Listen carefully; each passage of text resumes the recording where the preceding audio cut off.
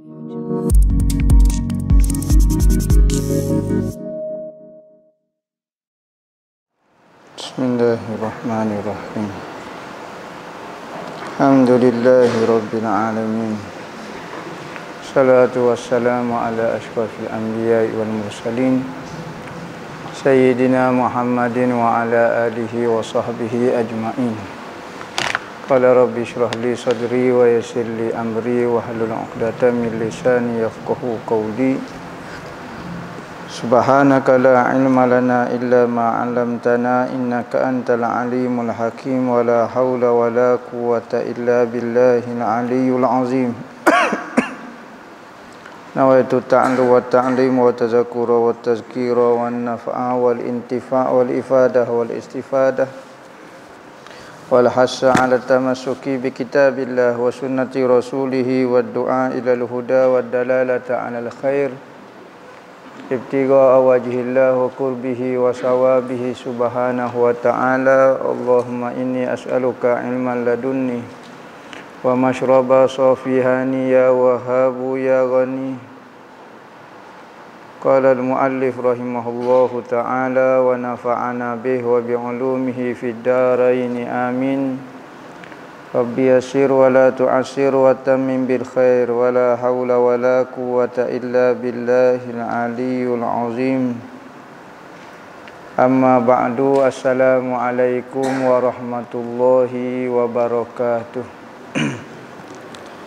Ilahi anta maksudi wa ridhaka matlubi a'tini mahabbataka wa ma'rifatak. Berkata Syekh Abdul Somad Al-Falimbani dalam kitab dia Hidayatus Salikin fi suluki maslakil muttaqin, sehinggalah perkataan dia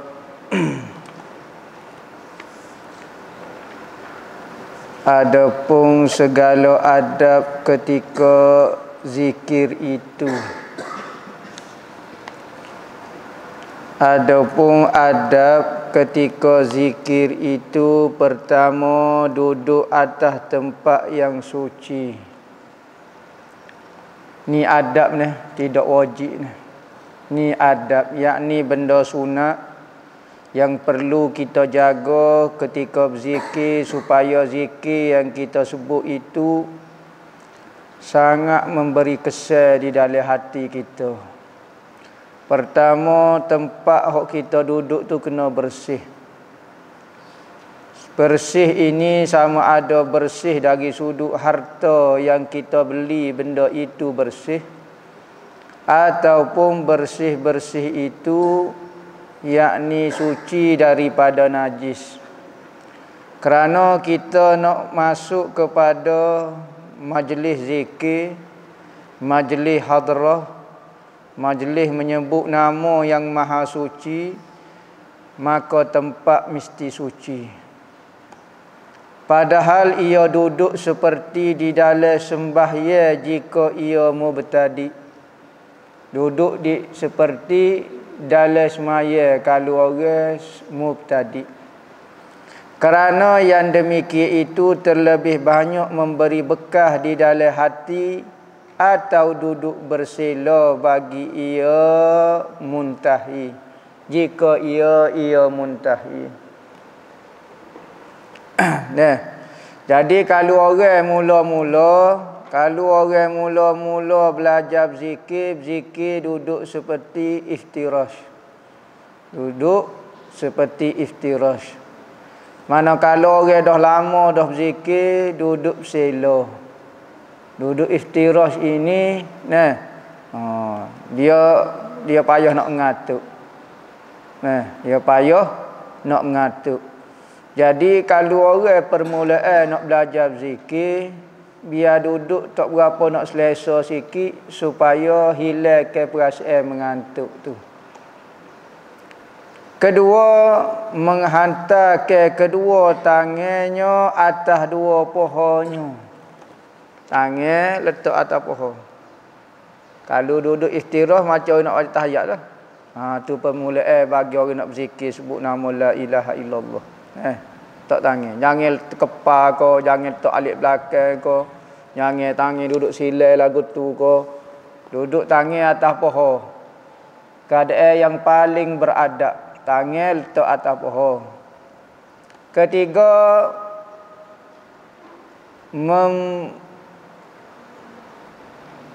itu lihat apa dia situ tu?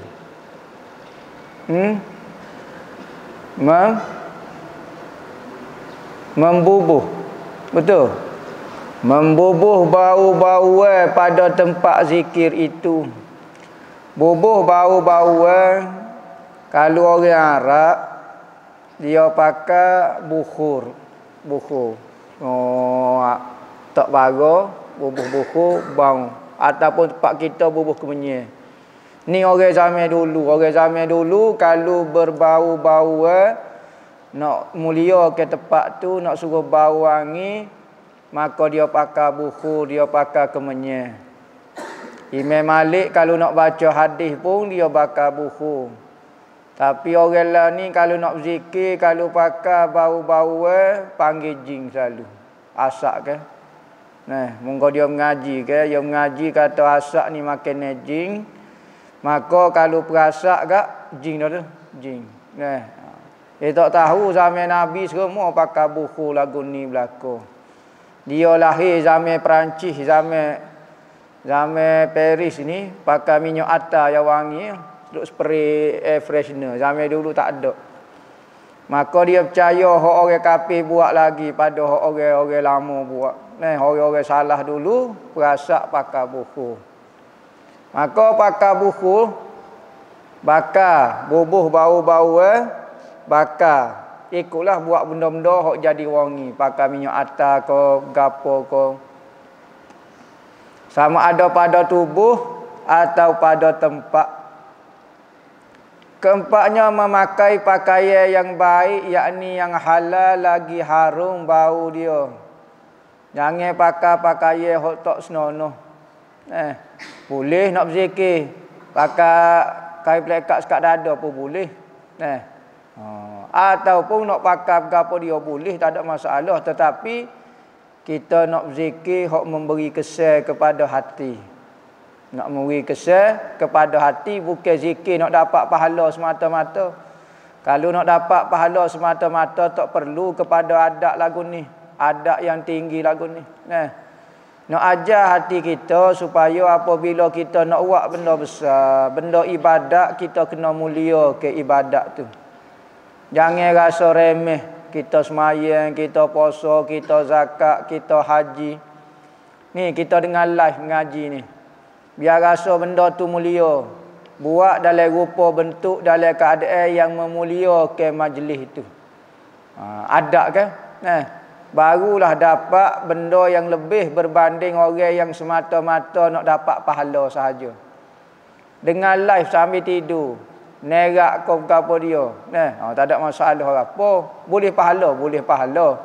Tetapi orang beradab ni boleh lebih daripada pahala lagi. Boleh ke apa? Boleh adab. Kerana apa? Kerana ulama kata dengan ibadat kita sampai kepada syurga. Tapi dengan adab kita sampai kepada tuai syurga. Tuai syurga. Kelimanya, memilih tempat yang kelam, yakni tempat yang gelap. Tempat yang kelam ini tempat yang gelap. Jangan zikir tempat cerah. Zikir tempat gelap. Gelap betul ke? Setengah-setengah guru kata biar ada juga lapu walau sedikit. Biar ada lapu juga walau sedikit. Kerana apa? Perlu kepada tempat gelap. Kerana apabila gelap, kita tak akan nampak ke apa satu. Maka hati kita semakin fokus kepada bacaan kita, semakin fokus kepada sebutan kita. Tapi kalau kita tak sebut nama Tuhan, tiba-tiba kita tengok kawan ni, tengok benda ni, tengok gambar ni, payah nak fokus.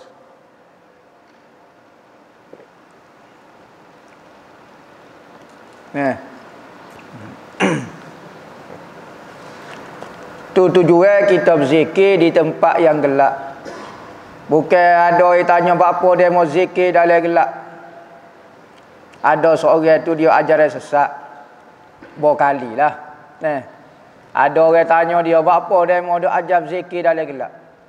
Mana dalil kata Nabi zikir dalam gelap? Dia pun tanya orang hok tanya dia. Mana dalil Nabi zikir dalam cerah? Tak boleh jawab kawan tu. Nabi zikir dalam cerah pun tak boleh jawab. Hok zikir dalam gelap pun tak boleh jawab. Nah, maka ulama menyatakan sunat zikir dalam gelap supaya hati kita semakin fokus. Kalau tak boleh zikir dalam gelap lagu mana cerah belaka tengah hari kau gapo. Pejam mata biar jadi gelap. Nah, kerana katanya Imam Ghazali, apabila mata ini dipejam, hati ini terbuka. Mata lenda ni kita tutup, maka mata hati kita akan terbuka. Kalau mata ni kita buka, hati kita akan terpejam. Keenanya memejamkan kedua mata, dah gelapnya pejam mata dah pula. Nah, supaya lebih fokus. Lebih fokus. Kadang-kadang ada orang tu zikir dalam gelap nampak goni lah sudah hatu dah lah. Jenis bahasa menakut kau hatu kau gapo, maka pejam mata pula. Pejam mata pun takut. Sudah nak zikir lagu mana? Belajar duduk dalam gelap. Belajar rasa kesunyian. Belajar rasa sunyi, belajar rasa gelap, belajar rasa berseorangnya. Kerana kita semua akan mengalami keadaan lagu tu. Takut macam mana pun, satu hari, satu ketika kita akan berada di suatu tempat yang sangat gelap, berseorangnya. Tujuan apa rasa berseorangnya ni? Supaya kita berharap kepada Allah Ta'ala semata-mata.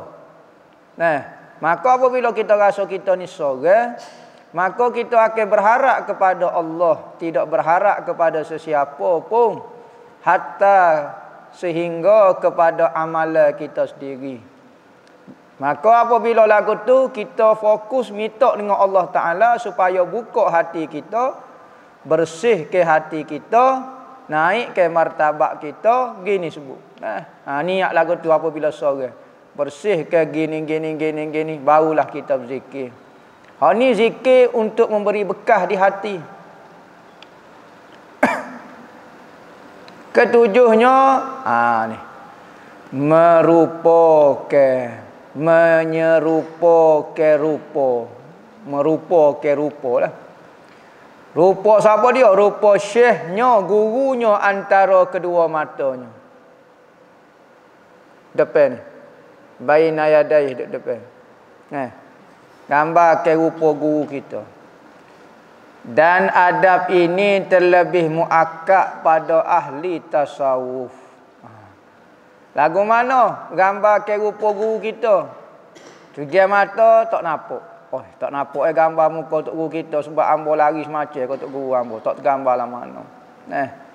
Ya sepatutnya seorang murid mesti tergambar rupa guru dia di hadapan mata dia. Sentiasa sebenarnya.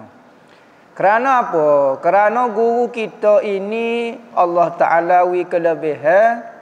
Apabila kita tergambar rupa dia, kita tak boleh nak buat maksiat. Sebagaimana seorang sahabat mari mengadu kepada Rasulullah. Ya Rasulullah, hamba ni maksiat. Curi, kau zina, tak ingat dah berapa dia hamba. Cuma katanya sahabat ni, ya Rasulullah, hamba ni suka buat maksiat. Maka lagu mana ya Rasulullah? Rasulullah kata ginilah. Setiap kali mu nak buat maksiat, mu gambar ke muka aku. Katanya Rasulullah, setiap kali mu nak buat maksiat, gambar ke rupa aku depan. Maka sahabat tu kata, tak apa gitu ya Rasulullah. Maka sahabat tu keliklah. Kelik tu dengan ingat pesan Rasulullah, setiap kali nak buat maksiat dia gambar ke rupa Rasulullah. Tak jadi. Nak buat pula gambar ke rupa Rasulullah. Tak jadi. Akhir sekali pakai hilang dengan lagu tu. Tu guru kita. Tujuannya kita semua ni tak pernah lihat Rasulullah. Maka kita nak gambar ke rupa Rasulullah sebagaimana sahabat tu gambar ke. Tak boleh muka kita tak biasa tengok dia. Mimpi pun tak ajing. Tengok bucu-bucu pun tak ajing juga.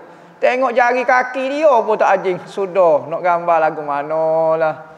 Maka banyak keedah ulama beri antaranya gambar ke rupa guru kita.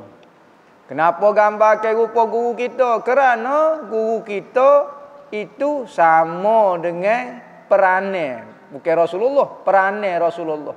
Yakni setiap orang yang apabila kita gambar ke teringat muka dia, kita berhenti daripada buat maksiat. Maka guru kita lah. Dia merupakan guru kepada kita.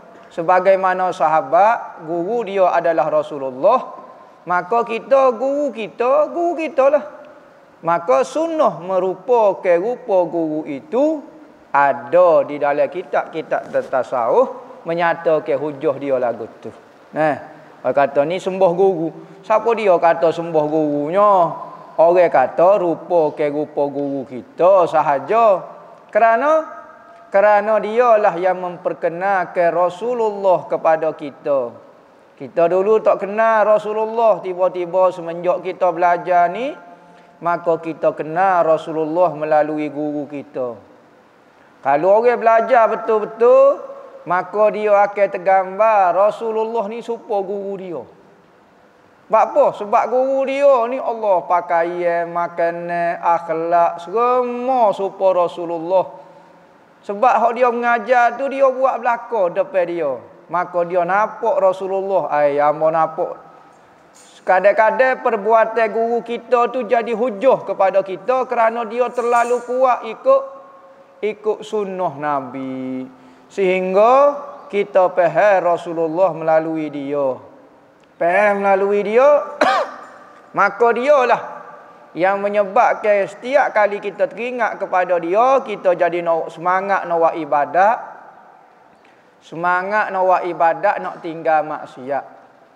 Sebab itulah kita berdoa dengan Allah, ya Allah, ya Tuhanku. Dengan berkat Nabi Muhammad dan semangat guruku, hemah dia panggil. Dengan hemah guruku, aku nak berzikir ni, beri aku kekuatan, hancurkan segala mazmumah dalam hati aku. Maka kita pun mula berzikir dengan berkat Nabi Muhammad dan hemah guru kita, semangat guru kita. Bukan kata sembah guru kita. Kalau tak mampu, kita baru belajar, ambil gambar guru kita. Ambil gambar guru kita. Biar kita tengok guru kita semacam, ingat semacam muka dia, letak dalam wirid kita, letak dalam kitab azkar ko, dalam gapo ko, bubuh dalam tu, supaya dia sentiasa tergambar di muka kita. Orang yang bukan tasawuf, dia tak faham makna lagu ni. Saya tak minat ni bahasa jenis tengok gambar-gambar tok guru ni tak berapa molek. Ni ajaran tok murni, amo derek dengan Rasulullah, derek dengan Allah Taala. Kecek. Supaya Nabi Muhammad derek dengan Allah Taala. Jadi kaedah ini terlebih muakkad sangat-sangat dituntut. Hak lain tak sebut lagu tu. Hak lain dia tak sebut lagu tu. Tetapi apabila bab merupakan guru ini, ulama-ulama tasawuf sangat menitik beratkan. Sebab apa? Kenapa adat-adat lain dia tak kata lagu ni? Tetapi apabila siapa adat ni, ahli tasawuf sangat menggemarkan. Kerana kita ni peringkat permulaan. Hemah kita, semangat kita dalam zikir tak serupa dengan hemah tok guru kita. Wirid hak kita baca tak serupa dengan wirid tok guru kita baca. Dia niat bergapo tak tahu. Martabat dia lagu mana tahu baca wirid. Kita baca juga serupa dengan dia. Setengah anak murid tak si gambar rupa guru kerana dia rasa dia sama bisa dengan tok guru dia. Apabila rasa sama bisa, bedah apa gambar tok guru ambo? Ambo nak gambar Rasulullah. Lama-lama rasa sama bisa dengan Rasulullah, tak payah Rasulullah. Allah Taala dah pula. Ni mengarut belaka dah ni. Setara mana kita dah ketika baca wirid serupa dengan guru kita. Sebab itulah merupakan, menggambarkan rupa guru kita itu sangat memberi kesan di dalam hati kita ketika nak sebut nama Tuhan. Kalau tak serupa bererti anak murid ni takabur. Anak ni murid ni rasa dia sama bisa, sama ikhlas dengan tok guru dia. Tok guru kejam mata, hangpa kejam mata. Pas lebih gapo dia tok guru hangpa, malah rupa dia. Kena tok guru pula tua, tok comel pula. Gapo dia muka. Muka hangpa ganah lagi nampak bersih, nampak macam ustaz, nampak macam wali. Muka tok guru hangpa Allah lah sedihnya hangpa tengok. Maka hangpa tak serupa rupa dia. Tak ganah lah mana. Nak pilih hok ganah-ganah muka. Manusia ini selagi mana dia tidak keluar daripada menilai bentuk dan rupa, maka setara itulah hidup dia. Kita kena keluar daripada bentuk dan rupa. Keluar fikiran kita, pandangan kita daripada rupa, daripada bentuk menuju kepada benda yang tidak berupa dan tidak berbentuk. Gapo dia? Jangan duk tengok kepada rupa guru kita, tetapi dari sudut makna guru itu sendiri itu gapo dia sebenarnya. Guru-guru tu gapo dia, maksud dia sebenarnya. Biarlah guru kita tak comel kau gapo dia, kena rupa ke rupa dia, tu maksud dia. Sekalipun ulama dalam ilmu lain tidak suka bab merupakan syekh ni, itu ikut dia lah. Sepatutnya dia tak boleh masuk campur dalam bab zikir. Kerana ahli zikir ini hanyalah ahli tasawuf yang bahas. Tiba-tiba orang lain nak bahas pula, berat kata. Orang ulama hadis pun nak bahas, ulama fiqh pun nak bahas, ulama nahwu pun tak bahas, ulama lughah pun nak bahas. Hanya suka demo lah. Kau berat lagi, Wahabi pun nak bahas juga. Dia tak tahu apa, putus kayu pun tak reti. Tiba-tiba mari nak bahas. Supaya orang Amerika mari nak bahas bab wudu dengan orang Kelantan. Orang Kelantan pula orang hok tepi patah. Dah ada ujung sulbi lagi makan wudu. Duduk makan wudu. Tiba-tiba hidup kecek bab wudu tak kena buat lagu ni. Mana orang boleh bubuh garai banyak lagu ni. Jadi kecil nawah tinggi lagu apa dia. Hidup kecek. Jadi orang nak suka pun dia. Biarlah dia tu profesor di Amerika, kau pensyarah kau di Amerika, tapi dia bodoh buat kau ni. Sekalipun nampak mudah ya buat bodoh. Profesor pun kalau tak reti kena, rasa lerak jadi apa dia? Bukan jadi bodoh. Tohok. Jangan kata ilmu seringai-ringai ilmu pun kalau bukan ahli dia akan jadi payah. Kadang-kadang ulama kata, benda lagu ni tak berapa nak comel. Bid'ah benda lagu ni. Berat lagi. Dia kata sahabat tak buat, Nabi tak buat. Tu ada sahabat. Sayyidina Abu Bakar. Sayyidina Abu Bakar kata, ambo ni kuat sangat rupa Nabi. Mungkin dia duk saing. Saing pun tidaklah sebanyak masa Abu Hurairah. Abu Hurairah ni tidur bangun di surah Nabi. Temu Nabi semacam, adalah muka tu. Muka kerja dia tak ada kerja gapo. Kerja ngaji dengan Nabi. Ada dah 80 orang, kadang-kadang tak ngamal rasa 400 orang ashabus suffah ni. Duk tengok muka Nabi. Sayyidina Abu Bakar ni dia tak boleh duduk lagu tu, dia ada rumah sendiri, dia ada keluarga, dia ada perniagaan, dia nego pagi-pagi. Tutup kedai baru mai temu dengan Nabi. Maka masa dia tak ada juga dengan Nabi tu. Tapi katanya Sayyidina Abu Bakar, aku nak masuk tandas pun susah. Sebab apa? Kerana setiap kali masuk tandas, setiap kali duduk mana pun, tergambar semacam muka Rasulullah. Faham tak Allah? Nak qada hajat pun payah tergambar muka Rasulullah. Tu sahabat ni. Pas kita jak sedok koya jadi sahabat lah nak gambar muka Rasulullah, nak gambar lagu mana muka Rasulullah. Kakak kita mungkin tak tahu tak punya. Maka gambar ke rupa guru kita. Beradab dengan orang yang mengajar Rasulullah kepada kita.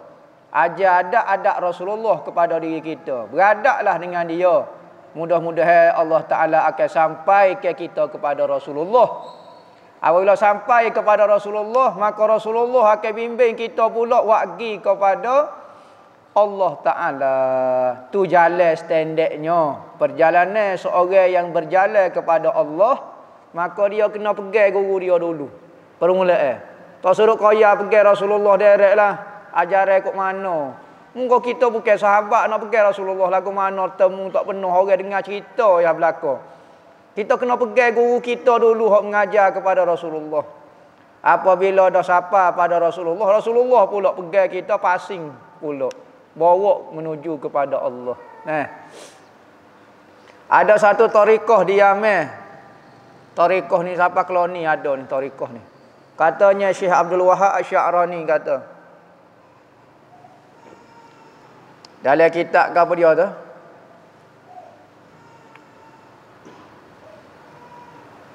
Lawaqih Anwarul Qudusiyah kau. Anwarul Qudusiyah kau tak ingat dah. Dalam kitab Anwarul Qudusiyah katanya Syekh Abdul Wahab Asy-Sya'rani kata semua tariqah di atas muka dunia ini akan mentalqin ke anak murid dia. Akan mentalqin ke, akan mengajar ke anak murid dia 3 benda. Ni asas di dalam tariqah, 3 benda. Semua tariqah atas muka dunia ni dia akan talqin ke 3 benda. Pertama, talqin ke kalimah la ilaha illallah. Talqin ke tahlil dipanggil. La ilaha illallah. Kedua, dia akan talqin, dia akan ajar kepada anak murid dia selawat kepada Nabi. Macam-macam jenis selawat lah. Ketiga, dia akan talqin kepada orang yang belajar tariqah anak murid dia itu istighfar. Tujuan istighfar adalah nak bersih ke hati. Tujuan la ilaha illallah nak menarik pemberian daripada Allah, tarik madak. Istighfar buat benda kotor. La ilaha illallah tujuan dia nak tarik pemberian ke dalam hati seorang murid. Selawat tu apa dia pula? Selawat ni nak kawal supaya benda hak masuk tak tubik koksi-koksi, benda hak luar tak masuk kotor. Hak kotor jin ko setan ko iblis ko gapo dia hak benda hak kotor tak masuk kerana dikawal oleh selawat. Manakala hak masuk pula tak capur, hak tubik pun tubik sungguh. Maka dikawal oleh selawat. Tu tujuan dia. Katanya Syekh Abdul Wahab Asy-Sya'rani kata semua tariqah akan mentalqin ke 3 benda ni. Kecuali ada satu tariqah di Yaman yang dia bukan talqin dengan ni. Dia hanya mentalqin ke murid dia solawat sahaja. Gilah guru mana-mana dia akan suruh selawat kepada Nabi. Tujuan dia, maka dia akan mentalqin ke murid dia selawat sebanyak-banyaknya. Tujuan supaya Rasulullah hadir kepada murid dia dan Rasulullah sendiri yang membimbing murid dia. Hak ni ramai masyayikh, habaib yang mentalqin ke selawat sahaja. Tujuan dia supaya Rasulullah hadir kepada murid itu dan Rasulullah yang akan jadi mursyidnya. Yang akan jadi mursyidnya. Ambo tak pernah dengar. Ambo tak berapa nak percaya. Ikut demo lah deh. Ambo tak paksa. Ambo apa demel lah ni. Jadi nak naung-naung lah mana tak boleh. Jadi ikut demo lah. Kalau demo tak percaya, tak sih guna kaifiat lagu ni. Zemo zikir lah siapa pecuh nak tekuk pun. Zikir lah siapa ke mana. Ulama dah rasa dah kaifiat dan cara lagu ni sangat memberi kesan. Maka ulama-ulama siapa ke Tuhan dengan cara lagu ni. Tiba-tiba demo bukan ulama pun. Wahabi ya. Tetapi tak saya guna kaedah lagu ni. Lagi lah. Tak percaya apa. Ikut demo lah. Orang royak kata cara nak buat nasi dagang lagu ni. Tak saya dengar kata orang. Nak buat diri ikut demo lah. Demo tak nak setahun tak jadi apa nasi dagang.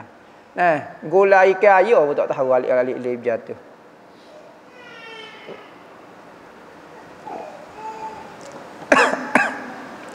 Kedelapannya, benar ia pada zikir itu, yakni sama padanya nyata pada orang atau tersembunyi padanya. Kena sama kena sama. Zikir ni ketika ada orang ke ketika tak ada orang biar sama, hemah, semangat, tujuan, cara berzikir. Jangan depan orang bukan main ganah, belakang orang. Tak ganah lah mana. Dalam tempat kita, khususnya tempat kita di Nusantara ni orang Melayu ini, kalau beramal, puak-puak kita biasa pakai kain selai. Ni setengah-setengah guru dia pakai kain putih selah macam kain ihram lagu tu. Nah, kalau kita kat pakai kain putih macam tu orang tua bau. Tak pakai baju, tak pakai piah. Zikir tu jenis zikir sore lah, zikir ramai-ramai tak kerja lagu ni. Tujuan dia katanya guru-guru tua kata orang tua kita dulu cara dia bertapa, cara dia bertirakat, cara dia beriadah, dia buat lagu tu pakai kain saja supaya madat pemberian Tuhan tu turun kena di tubuh dia. Kena habis di tubuh dia. Pakai kain pelekat tutup aurat lah, kain putih pula tu. Zikir ni hak sendirian bukan zikir ramai-ramai, maka supaya pemberian dia kena di tubuh. Setengah guru kata cara berpakaian lagu ni sangat bahaya kerana terlalu kuat pemberian Tuhan kena di tubuh direct. Kadang-kadang ada orang tu jadi ising. Jadi ising bukan ising kau berapa dia jadi pening kerana pemberian dia kuat sangat. Jatuh di kepala ni dia jadi pening. Jatuh sini pemberian dia tu madat pemberian Tuhan ni jatuh sini menjadi pening. Kerana piyah pun tak pakai. Beza dengan orang Arab. Kalau guru di tanah Arab, cara dia berzikir, dia akan pakai baju setebal yang mungkin. Tebal lagu mana? Secomel yang mungkin. Dia pakai jubah, dia pakai serban, dia pakai jubah belah, dia pakai serban besar, dia pakai piah, dia pakai syah, dia pakai gapo. Tujuan dia gapo? Pertama, tak sewi direct sangat ke tubuh dia. Pemberian Tuhan, madat Tuhan tu. Kedua, supaya pakaian dia kena juga madat Tuhan. Nah, ketika dia dapat pemberian daripada Tuhan, maka kena di jubah dia, di serban, di piah dia. Sebab tu puak kita kalau pergi jumpa tok guru, pergi minta kain serban dia selalu. Nah, buat apa? Oh, hak ni hak atas sekali. Oh, kena hak atas sekali. Nah, ada orang pergi minta jubah. Nah, ikutlah minta gapo-gapo kerana tanya dia berzikir tak serupa kita berzikir.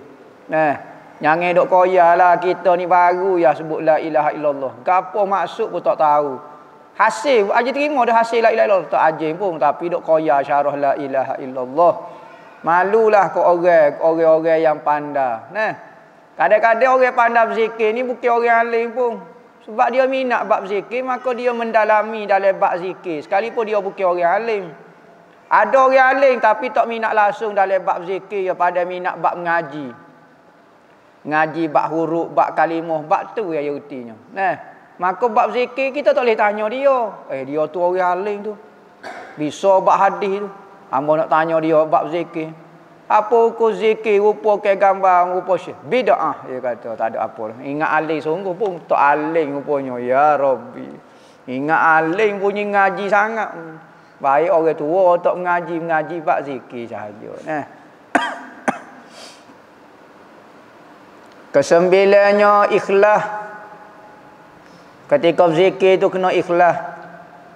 Iaitu bahawa ia mengkosakkan dengan zikirnya itu semata-mata Allah Ta'ala jua. Kita berlatih buat ibadat kerana Allah. Ibadat yang mudah untuk kita mari perasaan adalah ketika berzikir. Ada orang berlatih ikhlas dalam semaya. Oh payah. Ada orang berlatih zikir ikhlas di dalam sedekah. Oh payah. Tetapi dalam zikir ni dia begitu boleh. Turun naik, zikir ni tak apa. Sebab apa? Sebab dia kita saja. Tak ada kata kait dengan orang. Kalau semaya mungkin tak semaya jemaah nak jadi tok imam, nak baca tu semua biar derah. Jadi banyak benda-benda yang menyebabkan jadi terganggu kita tu sikit. Manakala zikir kita saja suruh la ilaha illallah, la ilaha illallah. Zikir kita seorang. Nah. Ke-10 memilih ia akan sirah wallahu a'lam. Kita baca sebutir kitab ni